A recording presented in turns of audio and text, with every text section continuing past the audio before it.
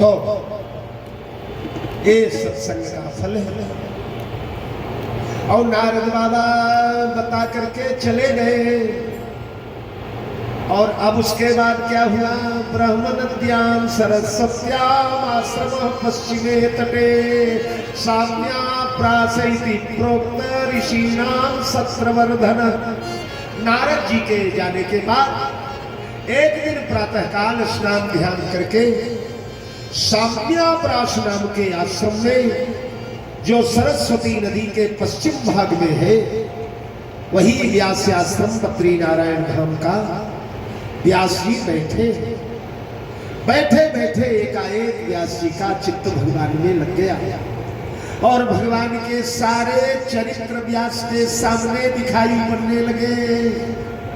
कैसे चलते थे, कैसे बोलते थे, कैसे हंसते थे, कैसे उठते थे, कैसे बैठते थे। तस्मिन् स्वया समय व्यासो बदरी खंड मंडिते आसीनो बहुपस्पृश्य प्रणिदध्यौ मनः स्वयं।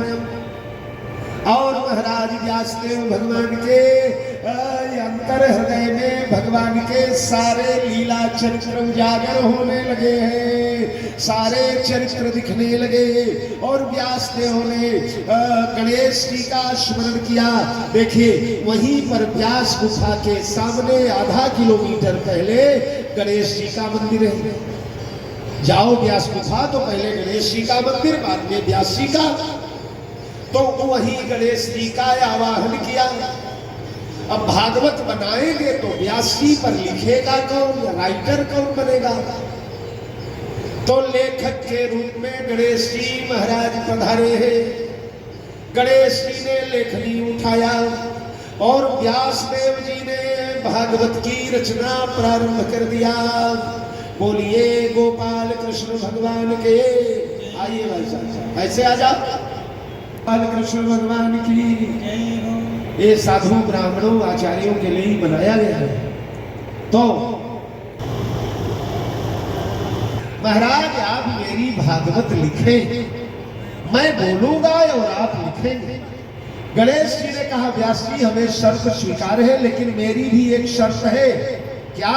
बोले मैं जब लिखना प्रारंभ करूंगा तो मेरी लेखनी बंद नहीं होनी चाहिए। व्यासदेव ने कहा ठीक है, मैं आपकी लेखनी बंद नहीं होने दूंगा, लेकिन मेरी भी एक शर्त है। जो जो श्लोक बोलूंगा बिना उसका अर्थ समझे मत लिखना। एक ऐसा श्लोक बोल देते हैं व्यास जी कि उसका अर्थ लगाने में गणेश जी को बुद्धि में जोर लगाना पड़ता है।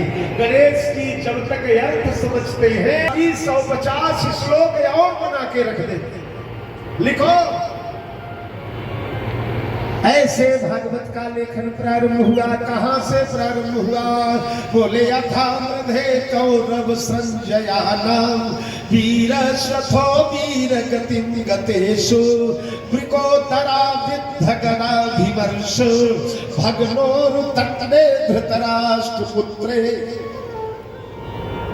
यथामृधे कौरव संजयानाम वीर श्रथो गतेषु। करोड़ों करोड़ योद्धा महाभारत में मार डाले, सब मर गए। युद्ध खत्म हो गया। आखिरी योद्धा दुर्योधन बचा था। भगवान ने भीम को इशारा करके दुर्योधन के जांघों पर गदा मरवाया, मारा भीम ने। वृकोदरा विद्धगणाभिमर्श भग्नोरुतन्ने धृतराष्ट्र पुत्रे, मारा है। और दुर्योधन की कमर टूट गई, कमर टूट गई, तड़पता हुआ गिर पड़ा। युद्ध खत्म हो गया। अभी दुर्योधन मरा नहीं। शाम के अंधेरे में दुर्योधन से मिलने के लिए अश्वत्थामा आया। अश्वत्थामा दुर्योधन का मित्र है। दुर्योधन ने अश्वत्थामा को राजपाट देकर के, महाराज बड़ा दरिद्र था, लड़कपन में अश्वत्थामा को दूध पीने को नहीं मिलता था, उसको 1000 गाय दिया दुर्योधन ने। और अश्वत्थामा को राजपद देकर के बहुत बड़ा वैभव दिया। अश्वत्थामा बिक गया दुर्योधन के हाथ, द्रोणाचार्य भी बिक ही गए एक प्रकार से। और आज युद्ध भूमि में अश्वत्थामा आया रात के अंधेरे में, शाम को देखा तो कराहता हुआ दुर्योधन पड़ा हुआ है। अश्वत्थामा का हृदय द्रवित हो गया, रो पड़ा, मेरे मित्र, ये तुम्हारी क्या दशा हो गई है? किसने किया है ये दुर्दशा? सारी कथा दुर्योधन ने सुनाया। रोने लगा अश्वत्थामा, मित्र, मेरे मित्र की ऐसी दुर्दशा, ऐसी भयानक मृत्यु। दुर्योधन ने कहा, सुनो अश्वत्थामा, मैं क्षत्रिय हूं और क्षत्रिय की मृत्यु युद्ध भूमि में होना चाहिए। मित्र, मुझे मृत्यु का कोई भय नहीं है।